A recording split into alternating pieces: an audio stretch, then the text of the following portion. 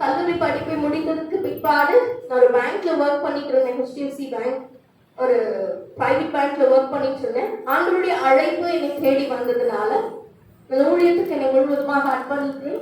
அப்போயிலிருந்து கர்த்தர் அநேக பட்டணங்களிலே, தேசங்களிலே, கிராமங்களிலே கர்த்தர் பயன்படுத்தி கொண்டு வருகிறார். அப்ப ஆண்டவர்கிட்ட கேட்டேன், ஆண்டவரே நான் என்ன விதமான ஊழியம் செய்யணும்னு சொல்லி. ஏன்னா எல்லாருக்குமே ஒரு கேள்வி என்னன்னா, ஊழியம் செய்ய ஆண்டவர் அழைச்சிட்டாரு, ஆனா என்ன ஊழியம் செய்யணும்னு தெரியாது. அப்ப என்ன ஊழியம் செய்ய வேணும் என்று சொல்லி அழைத்த பொழுது ஆண்டவர் என்னோடு கூட ஒரு வார்த்தையை பேசினாரு. அவர் சொன்னாரு, என் மந்தை நாட்டை என் பக்கம் திருப்புன்னு சொன்னாரு. ஊழியத்துக்கு வந்த புதுசு, ஆண்டவரை சொந்த ரட்சகராய் ஏற்றுக்கொண்ட புதுசு, எனக்கு அதுடைய அர்த்தம் புரியவில்லை.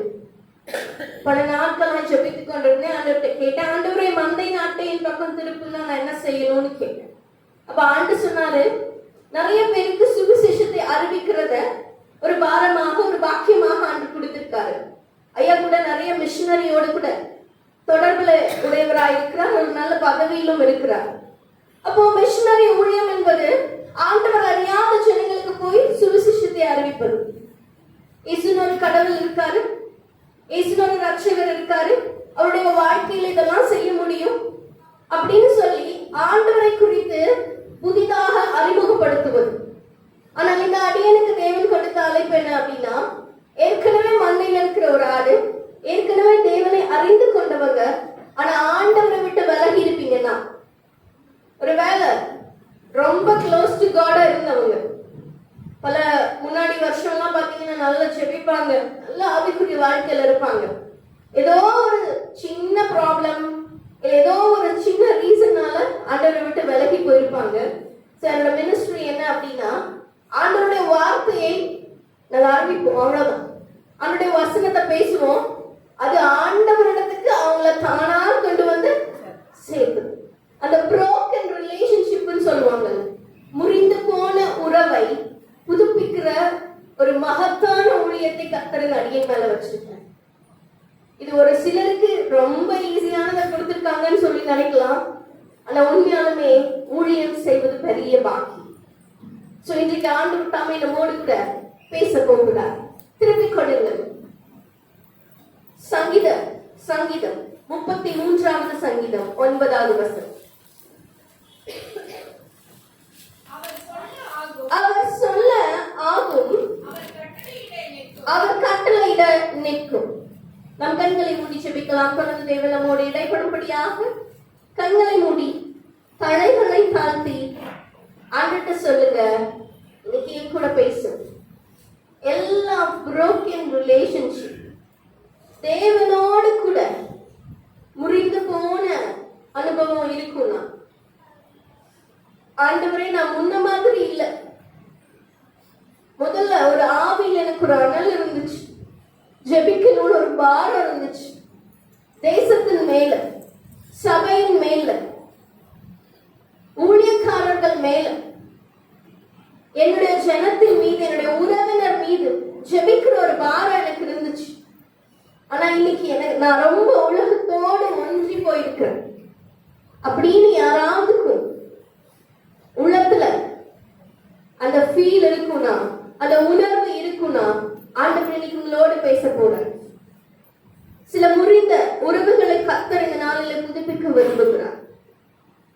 சில முறிந்து போன ரிலேஷன்ஷிப், அது கணவன் மனைவியினுடைய ரிலேஷன்ஷிப் ஆகட்டும், பெற்றோருக்கும் பிள்ளைகளுக்கும் இருக்கிற உறவாகட்டும், என்னவானாலும் சரி, இந்த நாளில ஆவியானவர் நம்மோடு கூட பேச விரும்புகிறார். கண்களை மூடி ஜெபிக்கலாங்களா? ஒப்பு கொடுக்கலாம். few minutes, ஒரு சில நிமிஷம் ஆண்டவர்கிட்ட சொல்ல போறோம். ஆண்டவரே என்னோட பேசு, எங்களை நேசிக்கிற நல்ல ஆண்டவர், இந்த ஆசீர்வதிக்கப்பட்ட ஆராதனை நேரத்துக்காக வேண்டுக்காக நாங்கள் உம்மை துதிக்கிறோம் சுவாமி. இந்த பரிசுத்த ஆராதனையிலே ஆவியானவர் எங்கள் மத்தியிலே அசைவாடி கொண்டிருக்கிறீர் என்று சொல்லி எங்களை அனலாக்கும்படி, உலகத்திலிருந்து வேறு பிரிக்கும்படி, உம் அண்டை நெருங்கி கிட்டி சேரும்படி இந்த லெந்து நாட்களிலும் ஒரு புதிய துவக்கத்தை கர்த்தர்களுடைய வாழ்க்கையில கொடுக்கும்படி நீர் சித்தம் கொண்டபடியினால் நாங்கள் உம்மை துதிக்கிறோம், ஸ்தோத்திரிக்கிறோம். எங்களுடைய மனங்கள் எல்லாம் ஆயத்தமாகட்டும். எங்களுடைய இருதயமும் சிந்தனையும் ஒருநிலைப்படுத்துங்க.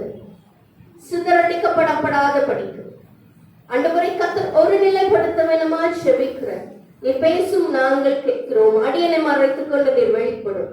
இயேசுவின் நாமத்தில் வேண்டிக் கொள்கிற நல்ல பிதாவே, ஆமென். மீண்டும் ஒருவர் இந்த வசனத்தை வாசிக்க கேட்கணும். அவர் சொல்ல ஆகும், அவர் கட்டளையிட நீக்கும். கிறிஸ்துக்குள் அன்பாயிருக்கிறவர் ஆண்டவர் இன்னைக்கு விசேஷமாக நம்மோடு கூட பேச போகிறார். இந்த வசனம் எப்படியாய் சொல்லுகிறது? அவர் சொல்ல ஆகும், அவர் கட்டளையிட நீக்கும். நீங்க ஏற்கனவே பல முறை இந்த வசனத்தை வாசிச்சிருக்கணும். இது வழியா நிறைய வசனங்களை நீங்க வாசித்திருக்கலாம். ஆனா இந்த வசனம் ஒரு காரியத்தை ஆணித்தனமாய் சொல்லுகிறது. அவர் சொல்ல நடக்கும், அவர் சொல்ல நடக்கும். அடிக்கடி 100க்கு அதிபதி சொன்னதை நான் யோசிப்பது உண்டு. 100க்கு அதிபதி அப்படின்னா 100 பேருக்கு அவர் தலைவன். அப்ப 100க்கு அதிபதி சொல்றாரு, ஒரு வார்த்தை சொல்லுங்க, என் வேலைக்காரன் சொஸ்தமாவான். One word.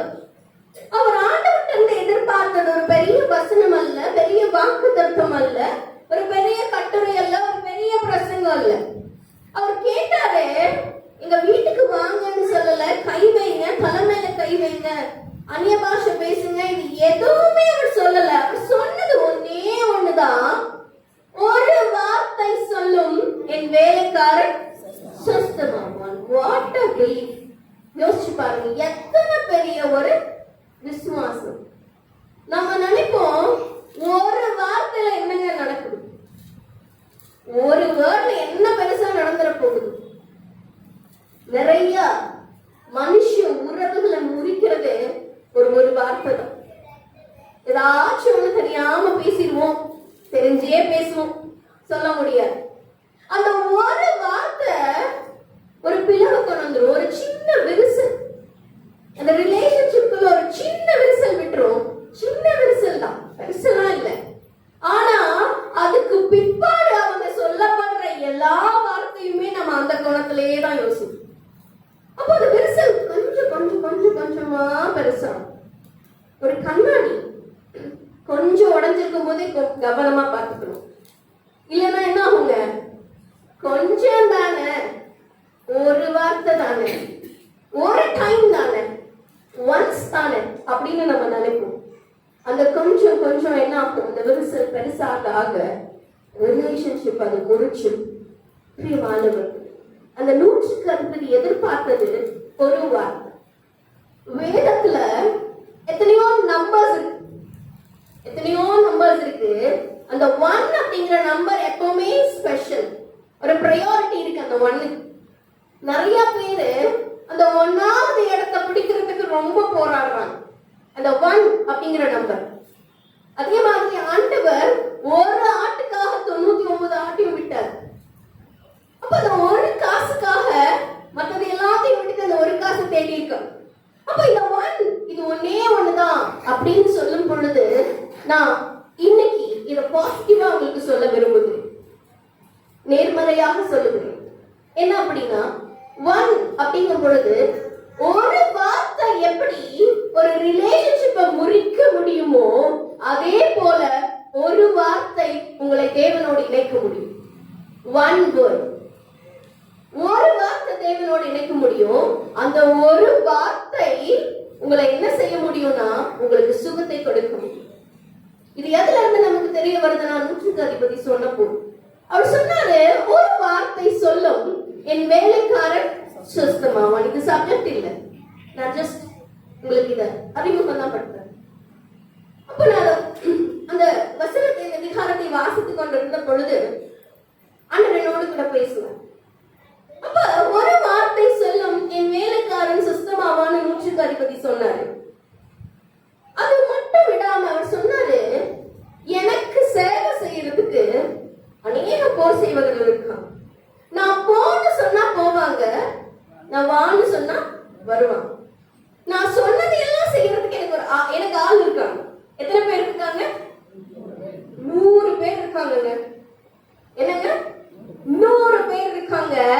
ஆனா இந்த 100 பேராலையும் செய்ய முடியாதது ஆண்டவரால செய்ய முடியும். அவர் சொல்றாரு, இந்த 100 பேர்ட்ட நான் என்ன வேணாலும் சொல்லலாம், அவங்க செய்வாங்க. போய் இதை எடுத்துட்டு வாங்க, எடுத்துட்டு வருவாங்க, வச்சுட்டு வாங்க, வச்சுட்டு வருவாங்க, செஞ்சுட்டு வாங்கன்னா செஞ்சுட்டு வருவாங்க. ஆனா மிக முக்கியமான ஒன்று, இந்த அதிகாரம், இந்த அத்தாரிட்டி 100க்கு அதிபதிக்கு இருந்துச்சு. என்னன்னா, இந்த 100 பேரை எப்படி வேணாலும் வேலை வாங்கலாம். இந்த 100 பேரை வச்சு அவர் என்ன வேணாலும் செய்யலாம். ஆனா அப்பார்ட் ஃப்ரம் தட், அது இல்லாம இவைகள் எல்லாம் உலக காரியங்கள். உலகத்துல அவரை வச்சு இவங்க போர் செய்ய முடியும், என்ன வேணா செய்ய முடியும். ஆனால் அடுத்த லெவலுக்கு போகும்போது, ராஜ்யத்தின் காரியங்கள்னு வரும் பொழுது, வேதத்துல நிறைய இடத்துல போட்டிருக்கு, பரலோக ராஜ்யம் சமீபமாயிருக்கிறது, பரலோக ராஜ்யம் உங்களுக்குள்ள இருக்கு. ஆண்டவர் சொல்றாரு, பரலோக ராஜ்யம் பூமிக்கு வரணும்னு ஜெபிங்கன்னு சொல்றாரு. அப்போ 2 விதமான ஆளுகை உண்டு. ஒன்று உலகத்தினுடைய ஆளுகை, மற்றொன்று ராஜ்யத்தினுடைய ஆளுகை. இந்த உலகத்தினுடைய ஆளுகைய மனுஷ அதிகாரம் செய்ய முடியும். ஆனா பரலோகத்தினுடைய ராஜ்யத்தினுடைய ஆளுகைய அந்த ஆத்தரைஸ்டு பர்சன் தான் பண்ண முடியும். அதனால அவருக்கு தெரிஞ்சது, இந்த 100 பேரை நான் என்ன செய்ய சொன்னாலும் செய்வாங்க. ஆனா அது அல்ல காரியம். ஆண்டவர் ஒரு வார்த்தை சொன்னார், இயேசு ஒரு வார்த்தை சொன்னா, என் வேலைக்காரன் சொஸ்தமாகும். வேதம் சொல்லுகிறது, இந்த அத்தாரிட்டியை தான் ஆண்டவர் நம்ம மேல வச்சிருக்காரு. அதுதான் ஆச்சரியம். அன்னைக்கு 100க்கு அதிபதி இயேசுவினிடத்துல ஒரு வார்த்தைக்காக காத்துட்டு இருந்தார். ஆனா இன்னைக்கு வேதம் சொல்லுகிறது, மரணமும் ஜீவனும் நாவின் அதிகாரத்துல இருக்கும். உங்களுடைய பிளஸ்ஸிங்க நீங்களே டிசைட் பண்ணிக்க முடியும், நீங்களே முடிவு செய்து கொள்ள முடியும். அப்ப ஆண்டு சொல்றாரு, நம்ம என்னெல்லாம் அறிக்கை இடுகிறோமோ, என்னெல்லாம் சொல்றோமோ, அதெல்லாம் நம்முடைய வாழ்க்கையில கர்த்தர் செய்ய ஆயத்தமா இருக்கிறார். அதற்கான ஆயத்தத்தை நம்முடைய வாழ்க்கையில அவர் செய்யும். மாசிக்கு கேட்ட வசனம் எப்படியாய் சொல்லுகிறது, அவர் சொல்ல ஆகும், அவர் கட்டளையிட நிற்கும். பிரியமானவர்களே, இன்னைக்கு ஒரு விசேஷித்த காரியத்தை நம் வேதத்திலிருந்து தியானிக்க போகும். நான் நிச்சயமாக நம்புகிறேன், நீங்க இருக்கிற அநேகருக்கு அது பிரயோஜனமா. திருப்பிக் கொள்ளுங்கள், ரோமர் 8ஆம் அதிகாரம் 30வது வசனம். Romans chapter 8 verse 30. எடுத்தவங்க யாராவது ஒருவர் வாசிக்க. எவர்களை முன்குறித்தாரோ அவர்களை அழைத்திருக்கிறார், எவர்களை அழைத்தாரோ அவர்களை நீதிமான்களாக்கி இருக்கிறார், எவர்களை நீதிமான்களாக்கினாரோ அவர்களை மகிமைப்படுத்தியும் இருக்கிறார். அநேகர் அமர்ந்து கொண்டிருக்கிறோம். ஒரு சிலர் பல ஆண்டுகளாக வேதத்தை படிச்சவங்களா இருக்கும், ஒரு சிலர் புதுசா சபைக்கு வந்தவங்களா கூட இருக்கலாம். ஆனா ஆண்டவரை பொறுத்தளவுக்கு the whole congregation, சின்னவங்க முதல் பெரியவங்க வரைக்கும் எல்லாருமே தேவனுக்கு முக்கியம், இம்பார்ட்டன்ட். அதனால உங்களுக்கு தகுந்த மாதிரி ஆண்டவர் அதை உங்களுக்கு உணர்த்துவார். பிரசங்கத்துல ஆண்டு பேசும் பொழுது உங்க இருதயத்துல ஒரு சின்ன ஜர்க் வரும். அதை உணரும் போதும் தெரியும், அப்பா என்கிட்ட பேசிட்டு இருக்காரு, ஆண்டவர் என் கூட பேசி கொண்டிருக்கிறாருங்கிற உணர்வு ஆவியிலே உங்களால உணர முடியும். கிறிஸ்துவுக்குள் அன்பா இருக்கிறவங்க இந்த வசனம் இப்படி சொல்லுகிறது, யார முன்குறித்தாரோ, யார முன்குறித்தாரோ அவங்களை அழைச்சிருக்காரு, யார அழைச்சாரோ அவங்களை நீதிமான்கள் ஆக்கியிருக்காரு, யார நீதிமான் ஆக்கினாரோ அவங்கள மகிமைப்படுத்தி இருக்கிறார். ரொம்ப சுலபமாக இந்த சத்தியத்தை உங்களுக்கு நான் பிரசங்கிக்க விரும்புகிறேன். போதிக்க சொல்ல மாட்டேன், பிரசங்கிக்க உங்களோட பேச விரும்புகிறேன். அப்ப இந்த வசனம் எப்படி சொல்லுகிறது, 4 stages of Christianity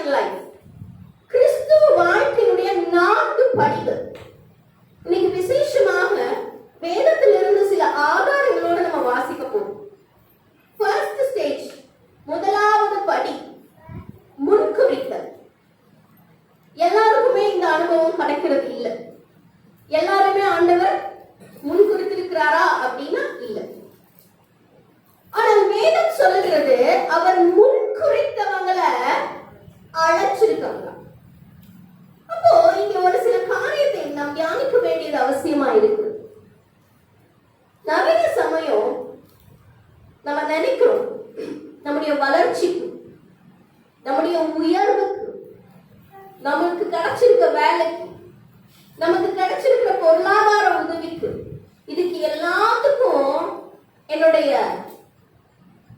ஃப்ரெண்ட், நண்பர் காரணமா இருக்காங்க, இல்ல எனக்கு ரொம்ப நெருக்கமானவங்க காரணமா இருக்காங்க, இல்ல என்ன ரொம்ப நேசிக்கிறவங்க காரணமா இருக்காங்கன்னு சொல்லி நிறைய முறை நம்ம நேசிச்சிருக்கோம். இன்னைக்கு வேற ஒரு வியூல நம்ம அதை பார்க்க போறோம். வேதத்துல வேற ஒரு வித்தியாசமான கோணத்திலே நம்ம வேதத்தை தியானிக்க போகிறோம். நான் சொல்லுகிறேன், நிறைய பேர் நீங்க பெற்றுக்கொண்ட ஆசீர்வாதம் நீங்க தகுதியானவங்களா இல்லையாங்கிறது இப்ப பிரச்சனை கிடையாது, அது இல்ல மேடம். ஆனா அநேக ஆசீர்வாதங்கள் உங்க சத்துருனால தான் உங்களுக்கு வருதுன்னு நான் சொல்லுவேன். ஒரு வேலை பார்வோன், யாருன்னு தெரியும் நினைக்கிறேன், பார்வோனுடைய இருதயம் கடினப்படாம இருந்துச்சுன்னா 2 அற்புதம் தான் நடந்திருக்கும். மீதி 8 அற்புதமும் நம்ம பார்த்திருக்க மாட்டோம். ஒருவேளை எனக்கு ஆப்போசிட் பார்ட்டி யாருமே இல்ல அப்படின்னு வச்சுக்கோங்க, எனக்கு எதிரா இருக்கிறவங்க, எனக்கு எதிர்த்து பேசுறவங்க யாருமே இல்ல அப்படின்னா உங்க வளர்ச்சி தெரியவே போறது கிடையாது. உங்களுக்கு ஒரு ரகசியத்தை சொல்லுகிறேன். அநேக உயர்வுகள் உங்களுக்கு வந்தது, அநேக காரியங்கள் உங்களுக்கு வந்ததுக்கு காரணம் உங்களுடைய சத்ரு. ஆண்டவர் சொல்றாரு, என்னங்க சிஸ்டர், உன் வீட்டாரவனுக்கு சத்ருவா? ஏதோ ஒரு பிளான்ல இருக்காங்க, வேதம் சொல்லுங்க. அப்போ சங்கீதக்காரன் எப்படியாய் சொல்லுகிறார், என் சத்துருக்களுக்கு முன்பாக நீர் எனக்கு ஒரு பந்தியை ஆயத்தப்படுத்துகிறீர். சத்ருவே இல்லைன்னு வச்சுக்கோங்களேன், உங்களுக்கு பிரச்சனையே இல்லை. அது வீட்டார் சத்ருவா இருந்தாலும் சரி, வெளியே இருந்தாலும் சரி, நான் அந்த டாபிக் போகல. யாரோ ஒருத்தர் இல்லைன்னு வச்சுக்கோங்களேன், உங்களுக்கு விருந்து கிடைச்சிருக்குமா? வேதம் சொல்லுகிறது, சத்துருக்களுக்கு முன்பாக நான் உனக்கு ஒரு பந்தியை ஆயத்தப்படுத்துவேன். தலையை எண்ணெயினால் அபிஷேகம் பண்ணுகிறீர், என் பாத்திரம் நிரம்பி வழிகிறது. தாவீது சங்கீதங்கள் எல்லாம் எழுதும் போது ஜாலியா வீட்டுல கால் மேல கால் போட்டு உட்கார்ந்து எழுதலங்க, சந்தோஷமா உட்கார்ந்து எழுதல. அவர் எழுதின சங்கீதங்கள் எல்லாம் பாதி நெருக்கத்திலையும் ஒடுக்கத்திலையும் குகைக்குள்ளும் அவருக்கு கிடைத்த அனுபவத்தை தான் அவர் சொன்னார். ஓடி ஓடி உயிருக்கு பயந்து ஓடி ஓடி மறைந்து வாழ்ந்தார். அங்கேயும் இங்கேயும் ஓடிக்கிட்டு இருந்தாரு. அவர் சொல்றாரு, அவர் தான் எனக்கு எல்லாமே, என்னோட கேடம் அவர் தான், என்னுடைய மகிமை அவர் தான். அப்போ அது மட்டும் சொல்லல, அவர் சொல்றாரு, என்னுடைய தலை என்னை சுற்றிலும் இருக்கிற என் சத்துருக்களுக்கு மேலாக உயர்த்தப்படும். ஒரு வேலை எனக்கு சத்ருவே இல்லைன்னு வச்சுக்கோங்களேன், ஆப்போசிட்ல யாருமே எனக்கு எகெயின்ஸ்ட் இல்லை. நம்ம நிறைய டைம் நினைக்கிறது உண்டு, ஆலயத்துக்கு வந்து ஜெபிப்பது உண்டு. எனக்கு எவ்வளோ போராட்டம் தெரியுங்களா, எவ்வளோ பிரச்சனை தெரியுங்களா, நான் பேசுறதுக்கு யாரும் மதிப்பு கொடுக்கறது இல்லை. எல்லாமே எனக்கு எதிராக தான் பேசுறாங்க. அவங்களுக்கு சொன்ன மாதிரி பார்வோன் சொன்ன உடனே ஓகே அப்படின்னு சொல்லியிருந்தா இஸ்ரவேல் மக்கள் அவ்வளவு அற்புதத்தை பார்த்திருக்க மாட்டாங்க. சரித்திரம் அத்தனை அற்புதத்தை பார்த்திருக்காரு. 10 அற்புதம் நடந்துச்சு, 2லயே அவர் ஓகே பண்ணிருக்கலாம். வேதம் சொல்லுகிறது, தேவன் பார்வோனின் இருதயத்தை கடினப்படுத்தினார். சில காலகட்டத்திலே நீங்கள் கடந்து வர வேணும்னா, சில காலகட்டத்திலே நீங்க ஸ்ட்ராங் ஆகணும்னா ஆண்டவர் அந்த சத்ருவை அலோவ் பண்றார். ஆனா உங்களை மேற்கொள்ள விட மாட்டார். அதுதான் முக்கியமான விஷயம். அலோவ் பண்ணுவாரு, ஆனா சத்ரு உங்களை மேற்கொள்ள முடியாது. கடைசியில ஒரு காரியம் வரும், ஆண்டவருக்கு என்ன ஆசீர்வதிச்சிருக்காருங்க. ஆண்டவர் இந்த இவ்வளோ பிரச்சனையில என்ன ஜெயிக்க வச்சிருக்காரு, எனக்கு உதவி செஞ்சிருக்காருன்னு சொல்லுவோம். இன்னைக்கு வேதத்துல இருந்து ஒரு முக்கியமான சம்பவத்தை நாம் தியானிக்க போகிறோம். திரும்பிக் கொள்ளுங்கள், ஆதியாகமத்தின் புஸ்தகம் 37வது அதிகாரம் 5வது வசனம். யோசேப்பு ஒரு சொப்பனம் கண்டு அதை தன் சகோதரருக்கு அறிவித்தான். அதை நிமித்தம் அவனை இன்னும் அதிகமா பகிச்சாங்க. எனக்கு ரொம்ப ரொம்ப பிடிச்சமான ஒரு ஒன் ஆஃப் ஸ்டோரி யோசேப்பினுடைய சரித்திரம். யோசேப்பினுடைய சரித்திரம், யோசேப்புக்கு ஆண்டவர் சொப்பனத்தை கொடுத்துட்டார். அந்த சொப்பனத்தை சொன்னதும் பக்கத்து வீட்டுக்காரங்க இல்லைங்க, பக்கத்து ஊருக்காரங்க இல்ல, வேற ஊர் எங்கேயோ இருந்து வரல. அவருக்கு தன்னுடைய சொந்த சகோதரர்கள் என்ன பண்ணாங்க? அவரை ஏற்றுக்கொள்ள முடியவில்லை. அவங்களால அதை அக்செப்ட் பண்ண முடியல. அப்போ யோசேப்பு சொன்னது, இந்த சொப்பனத்து நிமித்தம் இன்னும் அதிகமா பகைச்சாங்களாம். நான் உங்களுக்கு சொன்னேன், நம்ம வாசித்து கேட்டோம், யார முன்குறிச்சிருக்கிறாரோ அவங்கள அழைச்சிருக்கிறார். இந்த அழைப்பு வரைக்கும் நமக்கு பிரச்சனை இல்லை. அந்த அழைப்புல இருந்து அடுத்த படி நீதிமான் அப்படிங்கிற படிக்கு போகும் பொழுது ரொம்ப ஸ்ட்ரகிள்ஸ் நம்ம ஃபேஸ் பண்றோம். ஏன்னா நம்முடைய குணாதிசயத்தினுடைய மாற்றம் இந்த அழைப்புக்கு பின்னாடி தான் தெரியும். ஒரு சிலருடைய காலிங் வந்துருச்சுன்னா ஆண்டவர் என்ன பண்ணுவார் அப்படின்னா, அவங்களுடைய கேரக்டர்ஸ் சேஞ்ச் பண்ண விரும்புவார். சேஞ்ச்னா நம்ம அப்படியே ஒரு ஆளா அப்படியே பிளாக் ட்ரெஸ்ல இருந்து ஒயிட் ட்ரெஸ்க்கு மாறுறது கிடையாது. அப்படி இல்லை, கொஞ்சம் கொஞ்சமா அன்பை அதிகமாக நமக்குள்ள காண்பிக்க தொடங்க ஆரம்பிக்கும். கொஞ்சம் கொஞ்சமா எடுத்த உடனேயும் நம்ம ஒரு வில்லன்ல இருந்து ஹீரோவா மாறணும்னா நிச்சயமா அப்படிலாம் எங்கதான் நடக்கும்? படத்துலதான் நடக்கும், வீட்டுல எல்லாம் நடக்க. எடுத்த உடனே நம்மளால அப்படி ஒரு கேரக்டர் சேஞ்ச் கொண்டு வர முடியாது. அதுக்குன்னு சில ஸ்டேஜஸ் இருக்கு. அப்போ நமக்கு சில சத்தியங்கள் அறிவிக்கப்படுது. ஆண்டவருடைய குணாதிசயம், கேரக்டர் ஆஃப் காட்னு சொல்லிட்டு ஒரு பெரிய சீரீஸே, ஒரு பெரிய குணங்கள், நிறைய குணங்கள் இருக்கு. அவருக்கு அழகான குணங்கள் சொல்லிட்டு போனா அதுவே ஒரு பெரிய பிரசங்கமா பல நாட்களுக்கு எடுக்க முடியும். அவர் அன்பானவர், ஆறுதல் செய்கிறவர், இப்படி நிறைய சொல்லுவோம். அவருடைய கர்த்தருடைய கோபம் அப்படின்னு ஒரு கேரக்டர் இருக்கு. அவருக்கு ஒருத்தர் யார் மேல அவர் கோபத்தை காட்டுறாரு, அவருடைய வைராக்கியம், இப்படி நிறைய சொல்லிக்கிட்டே போகலாம். அப்போ ஆண்டவருடைய குணாதிசயத்தை நம்ம புரிந்து கொள்ள ஆட்டோமேட்டிக்கா நமக்குள்ள ஒரு சேஞ்சஸ் வர ஆரம்பிக்கும். இது ஆவிக்குரிய மாற்றம், ஸ்பிரிச்சுவல் திங்ஸ், பிரியமானவர்.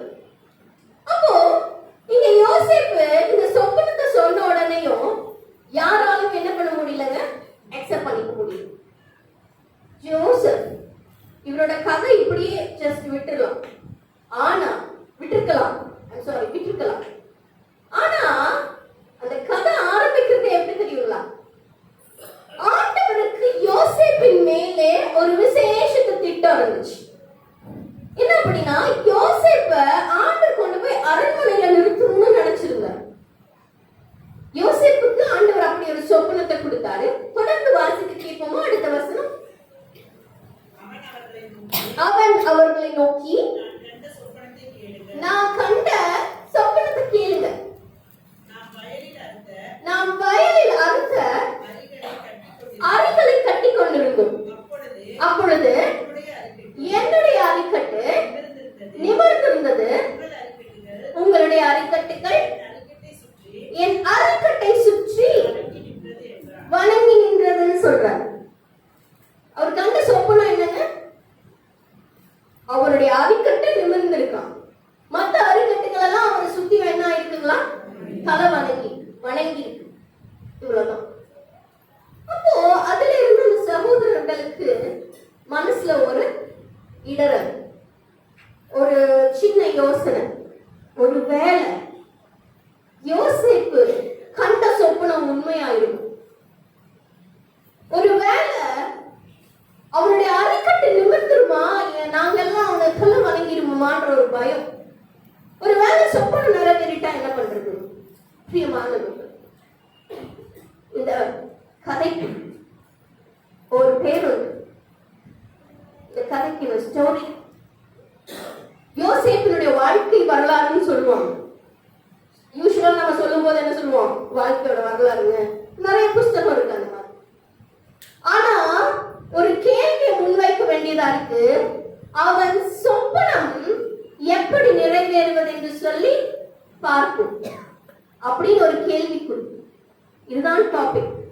அவருடைய சொப்பனம் எப்படி நிறைவேறுதுன்னு பார்ப்போம்.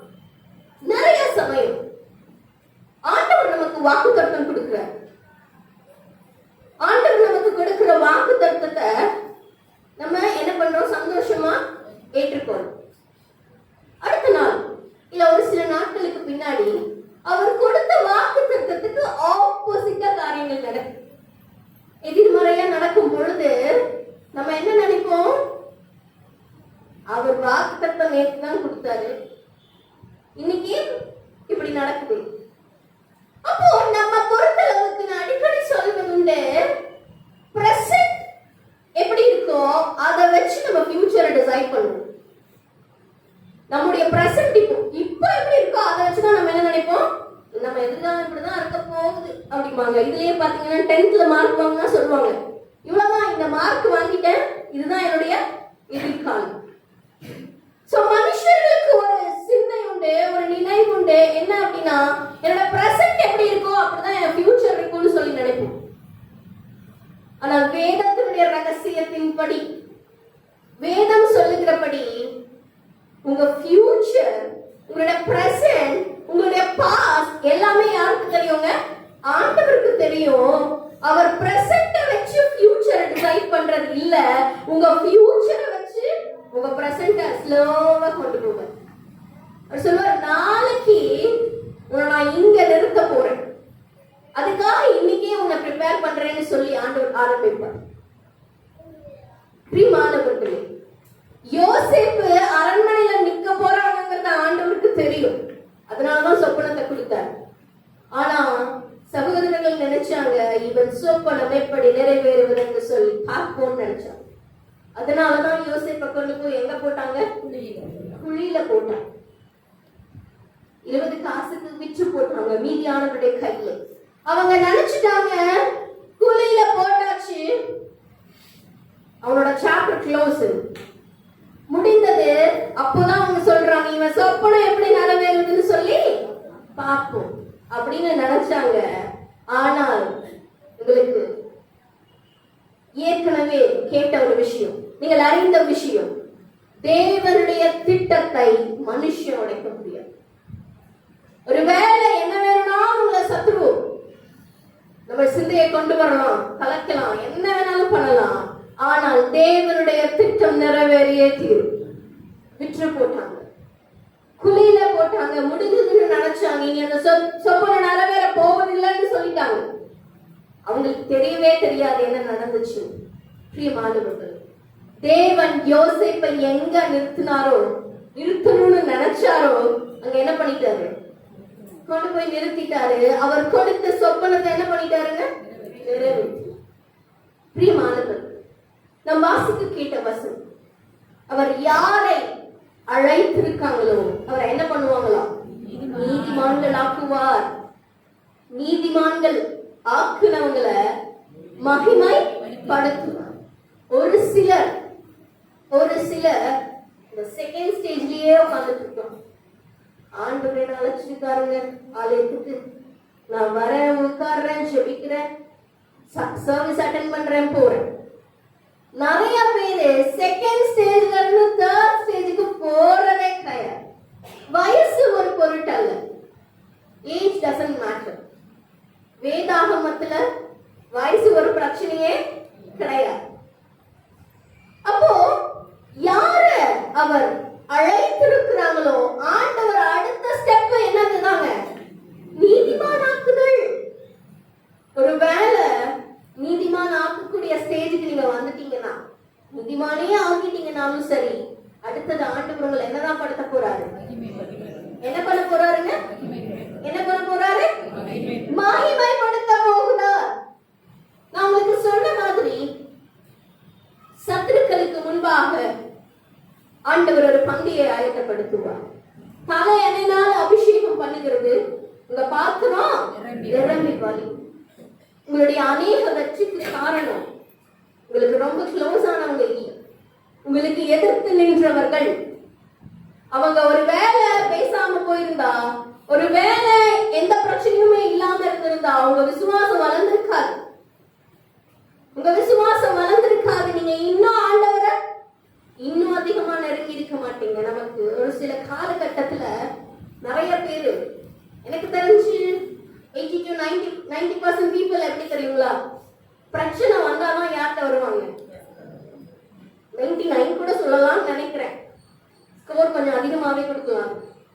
ஏன்னா ஒரு ப்ராப்ளம்னு வந்துட்டா எல்லாரும் எங்க ஓடி வந்துருவாங்க, சர்ச்சுக்கு ஓடி வந்துருவாங்க. ஐயோ இன்னைக்கு நான் போயிட்டு ப்ரேயர் பண்ணிட்டு வந்தாதான் எனக்கு கொஞ்சம் நல்லா இருக்கும், ஆண்டவர்கிட்ட போய் சொல்லி ப்ரேயர் பண்ணிட்டு வந்துடுறேன். முதல்ல ஒரு ப்ராப்ளம்னு வந்துட்டா ஓடி வந்துருவோம். ப்ராப்ளம் சரியாயிட்டு அப்படியே ஓடி போயிடும். ஒரு வியாதியும் சர்ச்சுக்கு வருவாங்க, வியாதி குணமானதும் வீட்டிலே இருக்குவாங்க. நிறைய பேர் உண்டு. ப்ராப்ளம்ஸ்க்காக தேவனை தேடுறோம், ஒரு பிரச்சனைக்காக தேவனை தேடுகிறோம். ஏதோ ஒரு டிமாண்ட், வீடு வாங்கணும், கல்யாணம் நடக்கணும். நாங்களுக்கு ஒன்று சொல்லட்டுங்களா, நம்ம பிறந்ததுல இருந்து பிறப்பு முதல் இறப்பு வரை தேவைக்கு பஞ்சமே இல்லை, பிரச்சனைக்கு பஞ்சமே இல்லை. எப்பதான் இருக்கதான் செய்யுது, ஏதோ ஒரு அதனுடைய டிசைன் மட்டும்தான் மாறும். ஸ்கூல் படிக்கிறவங்களுக்கு என்ன பிரச்சனைனா ஒரு சில சப்ஜெக்ட் சரியா வராது. காலேஜ் படிக்கிறவங்களுக்கு என்ன பிரச்சனைனா என்ன ஒரு சில காரியத்தை அவங்க படிச்சு முடிக்க முடியாது, ரொம்ப கஷ்டமா இருக்கும். வேலைக்கு போனா உள்ள ஒரே பாலிடிக்ஸ் இருக்கும், எல்லா பிரச்சனையும், சம்பள உயர்வு நமக்கு கிடைக்காது, வேற யாருக்காவது கிடைக்கும். அடுத்த ஸ்டேஜ் முடிஞ்சா கல்யாணம் ஆரம்பிச்சிருவாங்க. ஐயோ வீட்டுல ப்ரேயர் பண்ணு, நல்லா ப்ரேயர் பண்ணு, நல்ல பையன் கிடைக்கணும்னு ப்ரேயர் பண்ணு, நல்ல பொண்ணு கிடைக்கணும்னு ப்ரேயர் பண்ணுன்னு சொல்லிட்டே இருப்பாங்க. கல்யாணம் முடிஞ்சா மறுபடியும் குழந்தைக்காக ப்ரேயர் பண்ணுவாங்க. சோ இப்படி ஒரு சைக்கிள் போயிட்டே இருக்கும். அப்ப கொஞ்சம் முதுமை காலம் வரும் பொழுது சில பலவீனங்கள்னால அதுக்காக ப்ரேயர் பண்ணுவாங்க. பிரியமானவர்கள், நீங்க யோசித்து பாருங்க, மனுஷன் பிறந்ததுல இருந்து இறப்பு வரைக்கும் ஆண்டவரை ஏதோ ஒரு டிமாண்ட் வச்சே தான் தேடிக்கிட்டு இருக்கும். அது யாருமே இல்லைன்னு சொல்ல முடியாதுல்ல. சோ இங்க அதுக்கு ஓட்டு எடுத்தோம்னா எல்லாருடைய ஓட்டு அதுக்கு தான் போடுவாங்க. யாருமே நோ சொல்ல முடியாது. ஏன்னா everybody has a demand. இன்னைக்கு நம்ம சொல்றோம், ஆண்டவர் இன்னைக்கு இங்க உட்கார போறாரு, பெட்டிஷன்ஸ் கொண்டு வந்து அவர்கிட்ட கொடுக்கலாம் அப்படின்னு சொல்லிட்டா எல்லாருக்கும் ஒரு லிஸ்ட் இருக்கும். சிலர் அடிஷனல் பேப்பர் கூட கேட்பாங்க. ஒரு பேப்பர் பத்தாதுங்க, இன்னொரு பேப்பர் கொடுங்க சிஸ்டர், நிறைய இருக்கு எழுதுறதுக்கு அப்படிம்பாங்க.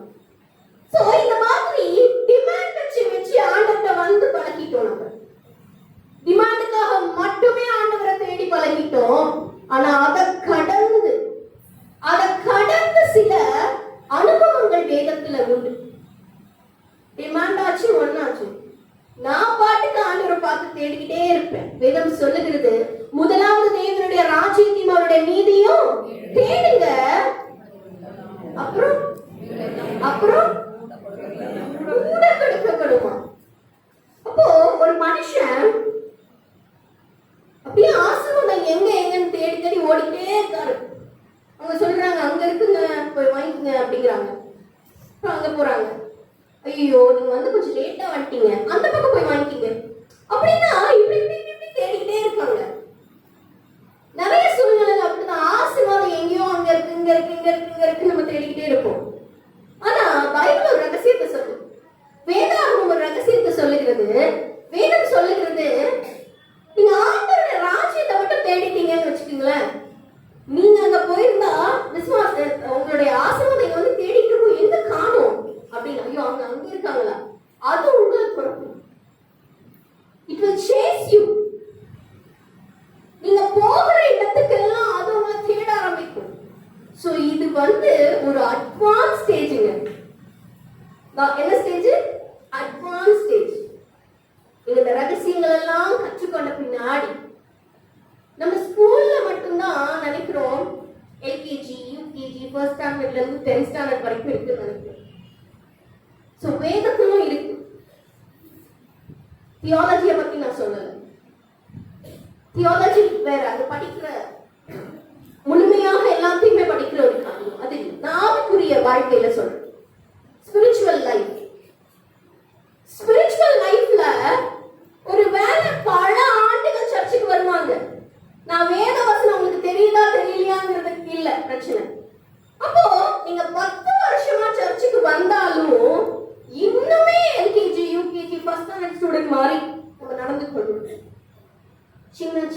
காரியங்களுக்கு சண்டை போடுறது.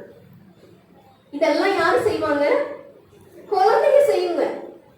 என் பேனாவை நீ எதுக்கு எடுத்த அப்படின்னு சொல்லி பிடிங்கிக்குவாங்க. நான் வந்ததும் வேகமா ஓடி போய் அந்த கடைசி சேர்ல உட்காந்துக்கிட்டேன். எனக்கு தெரியும் ஐரம்மா இந்த சேர்ல தான் உட்காருவாங்க. இங்கேயும் முதல் வரிசையில எப்பயுமே எல்லா ஆலயத்திலயுமே முதல் வரிசையில எப்பயுமே ரிசர்வ் பண்ணிருப்பாங்க. அப்போ வேலூர்ல ஒரு திருச்சபைக்கு நான் அப்பாவோட சென்றிருந்தேன். யாருக்கும் தெரியாது ஸ்பீக்கரோட மகள் கூட வந்திருக்காங்கன்னு சொல்லி நான் தெரியாம வந்து ஃபர்ஸ்ட் சேர்ல எப்போ உட்கார்ற மாதிரி உட்காந்துட்டேன். ஒரு அம்மா வந்தாங்க, அழகா ட்ரெஸ் பண்ணிட்டு வந்தாங்க. சிஸ்டர் கொஞ்சம் எந்திரிக்கிறீங்களா, என்னோட சேரு அப்படின்னாங்க. ரொம்ப சந்தோஷமா சொல்லி நான் பின்னாடி போய் உட்காந்துட்டேன். பின்னாடி 3 வருஷம் தள்ளி உட்காந்து அங்க ஒருத்தங்க வந்தாங்க, இது என்னோட சேர்னாங்க. ஐயோ இங்கேயும் அப்படியா சொல்ல கடைசியில போய் உட்காந்துட்டேன். இந்த பிரச்சனையே வேணாம்னு சொல்லிட்டு சேர்ஸ் எல்லாம் தள்ளி போய் கடைசி ஒரு 10 பெஞ்ச் தள்ளி போய் உட்காந்துட்டேன். ஐயா அறிமுகப்படுத்தும் போது உங்க மகன் இங்கதான் இருந்தாங்களே அப்படின்னு தேடும் போது நாங்க பின்னாடி இருந்து எழுந்து நிற்கும் போது இவங்களுடைய முகங்கள் எல்லாம் பார்த்தா ஐயோ இவங்களை நம்ம எழுந்திருச்சு பின்னாடி உட்கார வச்சுட்டோம். சிம்பிளான விஷயம் தான், சின்ன காரியம் தான். இது ஒரு 2 மணி நேரம் உட்கார்ந்து தேவனை ஆராதிக்கிற ஒரு இடம். இந்த நாட்காலி நமக்கு பெருசு இல்ல, கீழே கூட உட்காந்துக்கலாம். நமக்கு தேவை ஒரு ஃபுல்ஃபில்லான ஆராதனை. அப்படி சின்ன சின்ன காரியத்தை நம்ம என்ன நினைச்சிருப்போம், பெருசா நினைச்சிட்டு இருக்கோம். முடிச்சதுக்கு அப்புறம் 2 சகோதரிகள் வந்தாங்க. அம்மா சாரிம்மா நீங்க என்ன தெரியல. நான் சொன்னேன் நானும் இல்லைங்கம்மா, யாரும் இருந்தாலும் அது கஷ்டம் தான், பரவாயில்ல உங்களுடைய நாட்கள்ல நீங்க அமர்ந்து கொள்ளுங்க, நான் அதை பத்தி பேசுறதுக்கு ஒண்ணுமே இல்லை. மாணவர்களே, இன்னுமே நிறைய பேர் ஆவியிலே வளர்ச்சி அடைய வேண்டும் என்று சொல்லி தேவன் விரும்புகிறார். நிறைய பேர் அழைத்த ஸ்டேஜ்லயே நிக்கிறோம். I have a calling. காலிங்னா நிறைய பேர் நினைச்சுக்கிறாங்க ஊழிய அழைப்புன்னு சொல்லிட்டு. ஏன்னா ஆண்டவர் ஊழியத்துக்காக அழைச்சிருக்காரு, இல்ல விசுவாசியாகவும் அழைச்சிருக்காரு. முதல்ல நாங்கெல்லாம் விசுவாசிக்க தான். ஃபர்ஸ்ட் யாருங்க? ஆண்டவரை நம்புறதுனால யாரு தான்? நாங்க விசுவாசிகள் தான். விசுவாசியில கொஞ்ச நாள் அதிகமா விசுவாசிக்கிறதுனால ஆண்டவர் ஒரு சிலர் என்ன பண்றாரு, அவருடைய திட்டத்தின்படி, நான் மறுபடியும் என் ஆசை அப்படின்னு சொல்லல, தேவ திட்டத்தின்படி அவர் ஊழியர்களாக அபிஷேகம் பண்ணு. சோ எல்லாருமே என்னது விசுவாசிகள் தான். அப்ப நிறைய பேர் நினைச்சுக்கிறோம் ஆண்டவர் என்ன அழைச்சிருக்காரு அப்படின்னா அடுத்த ஸ்டேஜ்க்கு நம்ம போகணும். அப்போ நம்ம பவுல் சொல்லுகிறார், யாரை முன்குறித்தாரோ அவங்களை அழைத்திருக்கிறார், யாரை அழைத்தாங்களோ அவங்கள நீதிமான்கள் ஆக்குனாராம். நீதிமான்கள் யார் ஆக்கப்பட்டாங்களோ அவங்கள மகிமைப்படுத்துவோம். பிரியமானவர்களே, யோசேப்பினுடைய சரித்திரம் ஒரு கேள்விக்குறியா இருந்துச்சு ஆரம்பத்தில். சகோதரர்கள் நினைச்சாங்க அவருடைய சொப்பனம் எப்படி நிறைவேறுதுன்னு பார்க்கலான்னு. குழியில தூக்கி போட்டாங்க, 20 காசுக்கு விற்று போட்டாங்க மீதியானவர்கள். எங்க என்ன பண்ணாலும் மனுஷங்க என்ன செஞ்சாலும் ஆண்டவருடைய திட்டத்தை முறியடிக்க மனுஷர்களால முடியாது.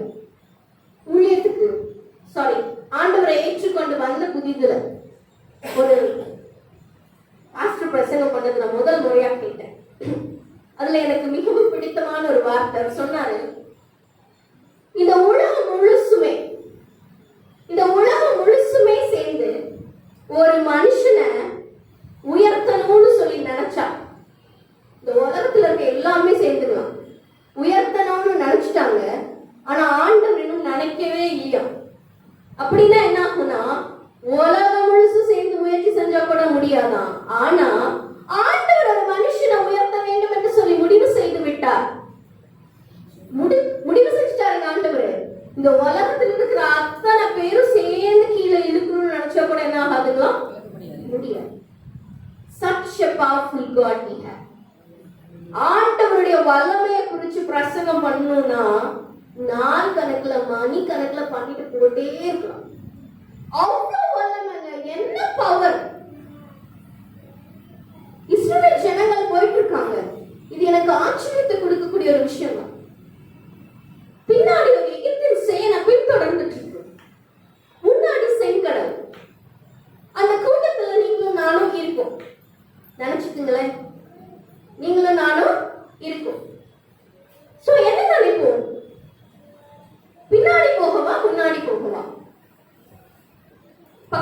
அடுத்தவங்களை திட்டுவோம், அது கண்டிப்பா நடக்கும். அது எந்த ஒரு பிரச்சனையிலையும் நம்ம என்ன பண்ணுவோம், அடுத்தவர்களை குறை சொல்லி குற்றப்படுத்தி, அது மனுஷனுடைய இயல்பு, அதை ஸ்டாப் பண்ண முடியும். அப்போ இப்படி இருக்கிற நிலைமையில யாருமே நினைச்சு பார்த்துக்க மாட்டாங்க செங்கலுக்கு நடுவுல வலி கிடைக்கும்னு சொல்லி. இது ஒரு கொஸ்டினா கேட்டா கூட எல்லாருக்குமே எல்லாரும் ஒருத்தர் ஒரு மாதிரி சொல்லுவாங்க, ஒரு கேள்வியா கேட்டா கூட. ஆனா ஆண்டவர் அவ்வளவு பெரிய செங்கடல்ங்க. உங்களுக்கு தெரியும், இந்த மேட்டுப்பாளையம் ரோட்ல பாலம் கட்டுறதுக்கு எத்தனை வருஷம் எடுத்துக்கிட்டாங்க. நாங்களாவது வெளியூர்ல இருந்து வந்துருக்கோம், இருக்கிறவங்க எல்லாருக்கும் தெரியும். ஒரு பாலம் கட்ட அவ்வளவு பேர் சேர்ந்து அவ்வளவு வருஷம் எடுத்துக்கிட்டாங்க. ஆனா ஆண்டவர் அசால்ட்டா, வேதம் சொல்லுகிறது, அவர்கள் வெட்டாந்தரையில நடந்து போவது போல நடந்து போனாங்க. ரோடு போட்டாருங்க. சொல்ல போனா இஸ்ரவேல் ஜனங்களுக்காக கடல் மேல அவர் என்ன போட்டாரு, ரோடு போட்டாரு. எப்படி? இதுதான் ஆச்சரியம். என் வாழ்க்கையில இது எப்படி நடக்கும்னு சொல்லி நமக்கு பதிலே தெரியாது, சொல்யூஷனே கிடையாது. இதுக்கு என்ன சொல்யூஷன் கொடுக்க முடியும் அப்படின்னு நினைப்போம். ரொம்ப சுலபமா, so simple, so simple ஆண்டவர் செய்து முடிப்பார். சாலமோன் ராஜா, சாலமோன் ஞானி, சங்கீதத்தை தான் எழுதினாரு. சாலமோன் சங்கீதம் தான் எழுதினாரு. என்னது? நீதிமொழிகளா? உன்னத பாட்டா? பரவாயில்ல, எல்லாரும் முடிச்சுதான் இருக்கீங்க. உன்னத பாட்டு, சங்கீதம் சொல்லுங்க, எல்லாத்தையுமே ஆன்சர் சொல்லுங்க. அவர் நீதிமொழிகள்ல ஞானம் ரொம்ப பெருசுன்னு சொல்றார். ஞானம் ரொம்ப பெருசு, ஞானத்துக்கு அவ்வளவு ஒரு இம்பார்ட்டன்ஸ் கொடுத்து பேசுறார் நீதிமொழிகள். திருப்பிக் கொள்ளுங்கள், பிரசங்கியின் புஸ்தகம். ஐயோ, இந்த பக்கம் மறந்துட்டனே அப்படின்றாங்க ஒரு சிஸ்டர். பிரசங்கியின் புஸ்தகம் 9வது அதிகாரம் 11வது வசனத்தை வாசிக்கிறோம்.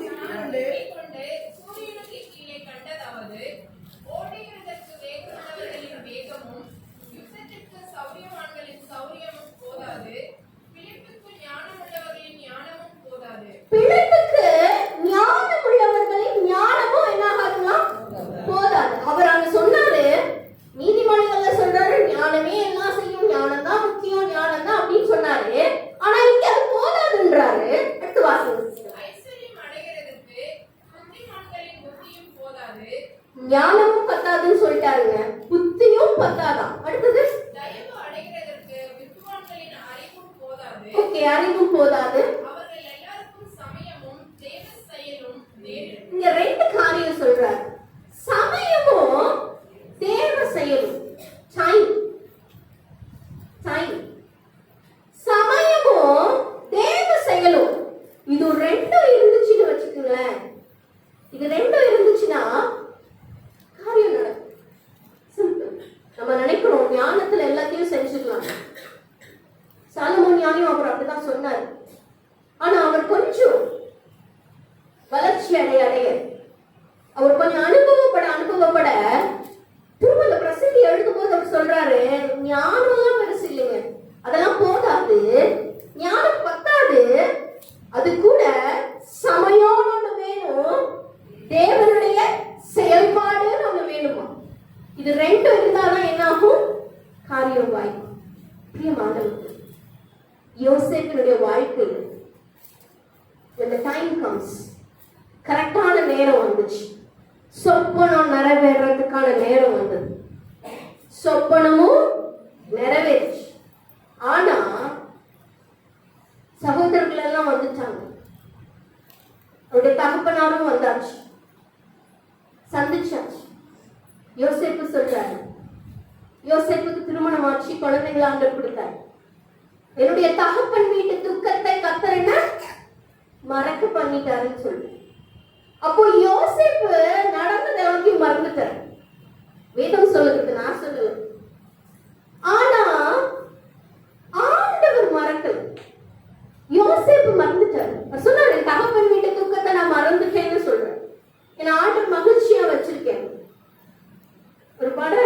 பொழுது இவங்க எல்லாரும் ஒண்ணா மீட் பண்ணிட்டாங்க. அவ்வளவுதான், கடைசியில என்ன பண்ணுவாங்க? எண்டு சுபம் போட்டு முடிச்சிருவாங்களா? ஆனா முடிக்கல, திரும்ப கண்டினியூ ஆகுது. ஏன் அப்படின்னா சொப்பனத்தின்படி சகோதரர்கள் எல்லாம் என்ன பண்ணணுமா? வணங்க வேண்டும். யோசேப்புடைய அரிக்கட்டு நிமிர்ந்திருக்கணும், சுற்றிலும் மற்ற அரிக்கட்டுகள். நான் சொல்றேன், உங்க வாக்கு தத்துவத்துல ஒரு வார்த்தை கூட மிஸ் ஆகும். வாக்கு தத்துவத்துக்கு 3 வார்த்தை இருந்ததுன்னா 2 நிறைவேறி 1 மட்டும் விட மாட்டேன். சொப்பனம் நிறைவேறுச்சுன்னா சகோதரர்களெல்லாம் சந்திச்சாச்சு, யோசேப்பு மறந்தாச்சு நடந்ததெல்லாம். ஆனா ஆண்டவர் சொல்றார், உன் சொப்பனம் எப்படி நிறைவேறுவதுன்னு பார்ப்போம்னு சொல்லி நினைச்ச சகோதரர்களுக்கு முன்னாடி அந்த அரிக்கட்டுக்கள் யோசேப்பை வணங்கினது. வணங்கினதுக்கு அப்புறம் தான் ஆண்டவர் யோசேப்பினுடைய ஸ்டோரியை பண்றார். பிரியமானவர்கள், எத்தனை முறை நம் தோற்று போயிருக்கலாம், எத்தனை முறை நம்ம விழுந்து போயிருக்கலாம். கிறிஸ்துவ வாழ்க்கையில 2வது படியிலே பல ஆண்டுகளா நீங்க உட்கார்ந்துட்டு இருக்கலாம். ஆனா இன்னைக்கு கர்த்தர் உங்களில இருந்து ஒரு உயர்வை கொடுக்க விரும்புகிறார். ஒருவேளை முன்குறித்த அனுபவம் மாத்திரம் உங்களுக்கு இருந்தா அடுத்தது கர்த்தர் உங்களை அழைக்க போறார். ஒருவேளை அழைத்த அனுபவம் மாத்திரம் உங்களுக்கு இருந்தா ஆண்டவர் உங்களை நீதிமான்கள் ஆக்க போறார். ஒருவேளை நான் நீதிமான்கள் ஆயிட்டேன் அப்படிங்கிற சாட்டிஸ்பேக்ஷன் உங்களுக்கு இருந்தா உங்களை நிச்சயமா தேவன் மகிமைப்படுத்துவார். பிரியமானவர்கள், வேதம் சொல்லுகிறது, அவர் சொல்ல ஆகும், அவர் கட்டளையிட நிற்கும். நம்ம இருக்கிற இடத்துல எழும்பி நிற்கலாம். எழும்பி நின்று கட்டளை மூட போகும். பரிசுத்த ஆவியானவர் மத்தியில செய்வாடி கொண்டிருக்கிறார். வேதத்தில் உள்ள வார்த்தையில ஒரு எழுத்தாகியும் ஒரு எழுத்தின் உறுப்பாகியும் ஒழிந்து போகும். வேதம் சொல்லுகிறது, வானமும் பூமியும் ஒழிந்து போகும், என் வார்த்தைகளோ ஒருபோதும் ஒழிந்து போகும். பிரியமானவர்கள், அவருடைய நாமம் உங்கள் மேல இருக்கு. வேதம் சொல்லுது, என் நாமம் தரிக்கப்பட்ட ஜனங்கள் தங்களை தாழ்த்தி வேண்டிக் கொள்வது எதுவோ, தங்களை தாழ்த்தி வேண்டிக் கொள்வது எதுவோ அது அவர்களுக்கு அருளப்படுமா. இன்னைக்கு ஒரு முக்கியமான நேரத்துக்கு வந்திருக்கும், முக்கியமான நேரத்துக்கு வந்திருக்கும். யாரும் அறியாத என்னை நன்றாய் அறிந்து தேடி வந்த நல்ல நேசர். யாரும் அறியாத என்னை யாருமே புரிஞ்சுக்கல. நான் எல்லாருக்கும் நல்லதுதான் செஞ்சேன், நன்மை செய்யணும்னு தான் நினைச்சேன், ஆனா என்னை யாருமே புரிஞ்சுக்கலன்னு சொல்றீங்களா சகோதரி? இதோ இந்த வார்த்தை உங்களை நோக்கி கடந்து வருகிறது. இதோ இந்த வார்த்தை உங்களை நோக்கி கடந்து வருது. நன்மை செய்கிறதுல சோர்ந்து போகாதது, நன்மை செய்கிறதுல சோர்ந்து போகாதது. அதற்கான பலனை நீங்க அடையாமல் போவதில்லை என்று சொல்லு. அன்று சொல்லுகிறார், தேங்க்யூ லார்ட். யாரும் அறியாத என்னை நன்றாய் அறிந்து தேடி வந்த நல்ல நேசரே. யாரும் அறியாத என்னை நன்றாய் அறிந்து தேடி வந்த நல்ல நேசரே. அழகான கண்கள் என்னை கண்டதாலே முடிந்ததென்று நினைத்த நான் உயிர் வாழ்கின்றேன். அழகான கண்கள் என்னை கண்டதாலே முடிந்ததென்று நினைத்த நான் உயிர் வாழ்கின்றேன். தூக்கி எறியப்பட்ட என்னை வேண்டும் என்று சொல்லி தேர்ந்து கொண்ட நல்ல நேசரே. தூக்கி எறியப்பட்ட என்னை வேண்டுமென்று சொல்லி சேர்த்து கொண்ட நல்ல நேசரே, உம்மழகான கண்கள் என்னை கண்டதாலே முடிந்ததென்று நினைத்த நான் உயிர் வாழ்கின்றேன். உம்மழகான கண்கள் என்னை கண்டதாலே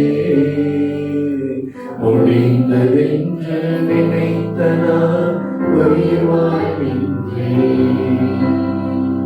ஒன்றும் இல்லாத என்னை காருண்யத்தாலே உயர்த்தி வைத்த நல்ல நேசரே, ஒன்றும் இல்லாத என்னை காருண்யத்தாலே உயர்த்தி வைத்த நல்ல நேசரே, உம்மழகான கண்கள் என்னை கண்டதாலே முடிந்ததென்று நினைத்த நான் உயிர் வாழ்கின்றேன். உம்மழகான கண்கள் என்னை கண்டதாலே முடிந்ததென்று நினைத்த நான் உயிர் வாழ்கின்றேன்.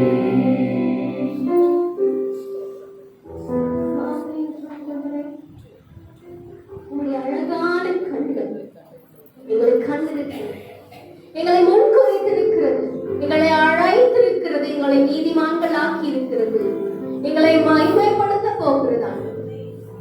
ஒரு சில நிமிஷத்துல நான் ஜெபத்தை முடிக்க போறேன். ஒப்ப கொடுக்கலாங்களா?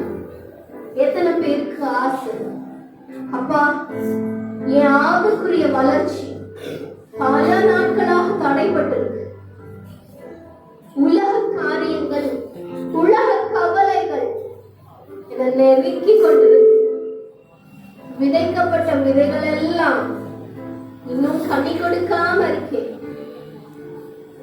பல நாட்களாக ஒரு பிரச்சனைக்காக நான் செபிக்கிறேன், ஒரு காரியத்துக்காக நான் செபிக்கிறேன். எனக்காக சிலுவையில உண்மை ஒப்பு கொடுத்த அந்த அன்பை மறந்து போயிட்டேன். இந்த உலக கவலைகளுடைய அன்பை மறக்க செய்திருக்கேன். இன்னைக்கு நான் ஒரு தீர்மானம் பண்ண போறேன். I'm going to take a decision. ஒரு தீர்மானம் பண்ண போறேன். முதலாவது தேவனுடைய ராஜ்யத்தை தேட போறேன். என்ன வேணாலும் நடக்கட்டும். உன் பக்கத்தில் 1000 பேரும், உன் வலது புறத்தில் 16,000 பேரும் விழுந்தாலும், 10,000 பேரும் விழுந்தாலும் அது உன்னை அணுகாது என்று வேதம் சொல்லு. என்ன வேணா நடக்கும். பலர் எங்களுடைய இருதயத்தை காயப்படுத்துகிறார், பலர் எங்களுடைய இருதயத்தை விசுவாசத்தை விழச் செய்கிறார். ஆனால் இன்றைக்கு நான் ஒரு தீர்மானம் பண்ணும் பொழுது I take a decision.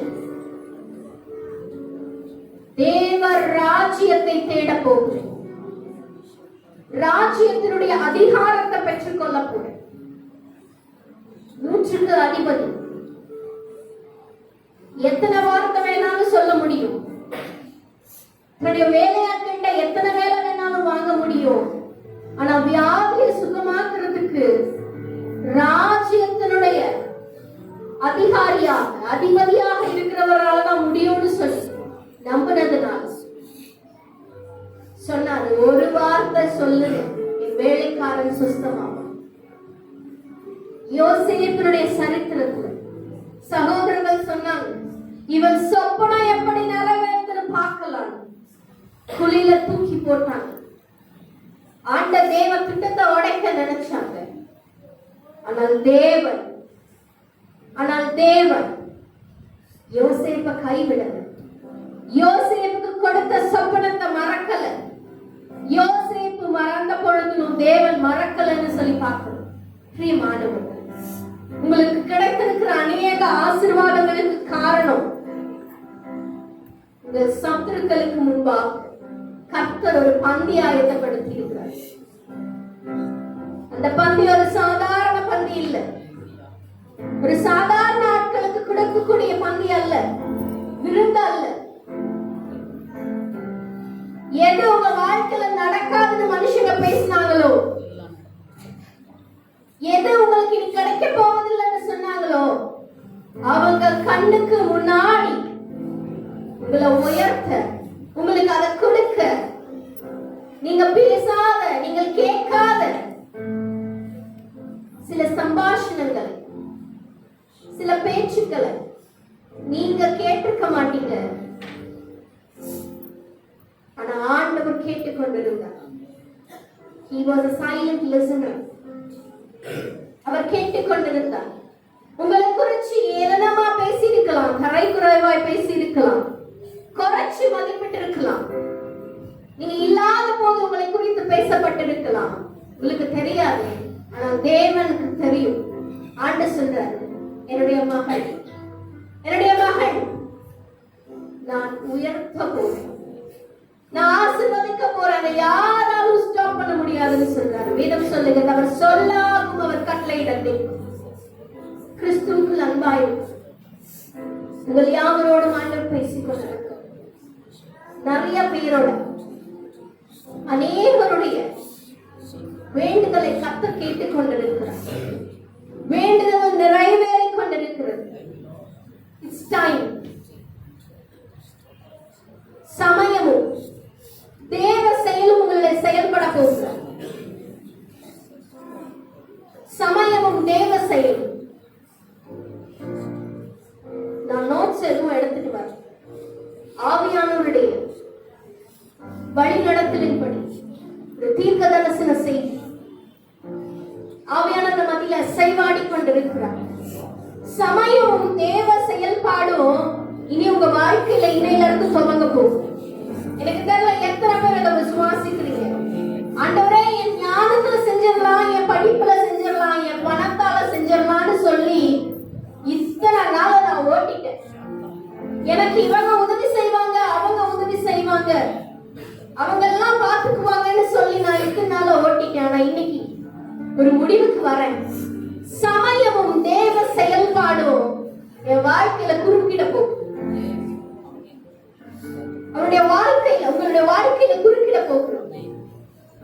சமயமும் டைம், தேவனுடைய நேரம், குறித்த நேரம் உங்க வாழ்க்கையில வருது. ஆவியானவர் மத்தியில அசைவாடி கொண்டிருக்கிறார். நான் சோர்ந்து போய் நின்ற நாட்கள்லாம் போதும், என்ன செய்வேன்னு திகைத்து போன நாட்கள் போதும். இனி நான் அப்படி இருக்க போறது இல்லை. இனில ஒரு மாறுதலை கர்த்தர் இந்த நாள் முழுக்கொண்டு துவக்குகிறார். This is the day.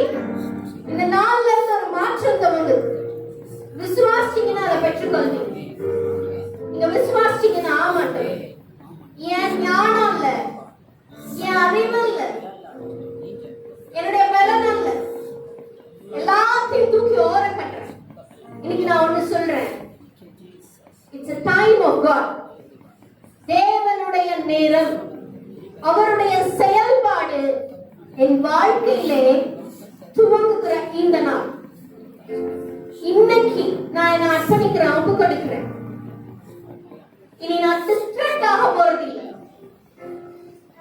அவங்க அப்படி சொல்றாங்க, இவங்க இப்படி சொல்றாங்க, அவங்க அப்படி செய்யறாங்க, இப்படி செய்யறாங்க, இப்படி நான் சொல்லவே போறதில்லை. அவங்க அதெல்லாம் செய்யறது, அவங்க அதெல்லாம் செய்யறது ஆண்டவர் பார்த்து கொண்டிருக்கிறார். அவர்களை உயர்த்த போறார். என் தலை என்னை சுற்றிலும் இருக்கிற என் சத்துருக்களுக்கு மேலாக உயர்த்தப்படும். என் சத்துருக்களுக்கு மேலாக உயர்த்தப்படும். Thank you God. நன்றி செலுத்துகிறோம் ஆண்டவரே. நன்றி செலுத்துகிறோம். எங்களை நேசிக்கிற நல்ல ஆண்டவரே, இந்த விசேஷமான ஆராதனை வேலைக்காக நாங்கள் நம்மை துதிக்கிறோம் ஆண்டவரை, ஸ்தோத்திரிக்கிறோம் ஆண்டவரே. இருக்கிறதுக்காக நன்றி. உடைய தெய்வீக பிரசன்னம் அந்த ஆலயத்துல நிரம்பி இருக்கிறதுக்காக நன்றி ஆண்டவரே. நீ பேசினீரே அதுக்காக நன்றி. சில இருதயங்களை கர்த்தர் திறந்திருக்கிறதுக்காக நன்றி ஆண்டவரே. ஆண்டவரே, ஏதோ காரியங்கள் தடை செய்து வைத்திருந்த காரியங்கள் எல்லாத்தையும் கர்த்தர் இந்த நாள்ல உடைத்திருக்கிறீர் என்று சொல்லி நாங்கள் நம்புகிறோம். நாங்க முன்குறிக்கப்பட்டிருக்கிறோம், அழைக்கப்பட்டிருக்கிறோம், நீதிமான்களாக்கப்பட்டிருக்கிறோம், மகிமைப்படுத்தப்பட போகிறோம் என்று சொல்லி இந்த நாளிலே அறிக்கை பண்ணுகிறோம். இந்த சமூகத்திலே பரலோக ராஜ்யத்தை தான் நாங்க முதல்ல தேட போறோம்னு சொல்லி இன்னைக்கு ஒரு தீர்மானம் பண்ணிக்கிறோம். We decided. ஆனா இந்த டிசிஷனை எங்களுக்கு காப்பாற்றுறதுக்கு எங்களுக்கு உதவி செய்யும், எங்களுக்கு ஹெல்ப் பண்ணுங்க. வந்த ஒருத்தரும் வெறுமையா போயிடக்கூடாது. எல்லாரையும் ஆசீர்வாதத்தோடு ராஜாவை சந்திக்க வந்தவங்க பொக்கிஷங்களோடு போகணும், வெகுமதிகளோடு திரும்பி செல்லணும். ஆண்டவரே, என்னுடைய வாழ்க்கை, எங்க ஃபியூச்சர் நீங்க தான் டிசைட் பண்றோம். எங்க வாழ்க்கையை நாங்க தீர்மானிக்கிறதுக்கு நாங்க ஆர்ஃபன்ஸ் இல்லை, நாங்கள் அனாதைகள் அல்ல. எங்களுக்கு அப்பா இருக்க, எங்களுடைய எதிர்காலம் தேவனாலே நிர்ணயிக்கப்படுகிறது. அதுக்காக நன்றி அப்பா. இந்த ஆண்டு கரங்களை ஒப்புக்கொடுக்கிறோம். அப்பிரயோஜனமான ஊழியக்காரன் என் கடமையை மாத்திரம் செய்திருக்கிறேன், பலனையும் மட்டும் நீர் எடுத்துக்கொண்டு ஆண்டவருடைய அன்பு கரங்களிலே இந்த திருச்சபையும் திருச்சபை மக்களும் அருமையான போதகரையா அவர்களையும் ஆண்டவரே சோதரிகளுடைய குடும்பத்தாரையும் ஆண்டவருடைய கரங்களிலே ஒப்புக்கொடுக்கிறோம் சுவாமி. கர்த்தர் தாமே அவர்களை ஆசீர்வதிங்க. அநேக ஆயிரங்களுக்கு கர்த்தர் பிரயோஜனம் இருக்குது, இன்னும் வல்லமையாய் பயன்படுத்துங்க அப்பா. தொடர்ந்து இந்த ஆலயத்தினுடைய அனைத்து காரியங்களிலும் சமயமும் தேவ செயல்பாடும் குறுக்கிடட்டும். எங்களுடைய ஞானம் அல்ல, மனுஷீக ஞானம் உடைக்கப்பட்டு சமயமும் தேவ செயல்பாடும் குறுக்கிட வேண்டுமா செபிக்கிறேன். ஆலயத்தினுடைய அனைத்து காரியங்களையும் கத்த பொறுப்படுத்திக் கொள்ளுங்க. புதிய ஆலயத்தினுடைய ஆண்டவரே ராஜா எல்லா துவக்கத்தையும் தேவன் அறிந்திருக்கிறீங்க. ஆண்டவரை ஸ்தோத்திரிக்கிற தேவன் பொறுப்படுத்திக் கொள்வீராக. ஆசீர்வதியும் பொறுப்படுத்திக் கொள்ளும். இயேசு கிறிஸ்துவின் வெளியிடப்பட்ட நாமத்தில் வேண்டிக் கொள்கிற நல்ல பிதாவே, ஆமென்.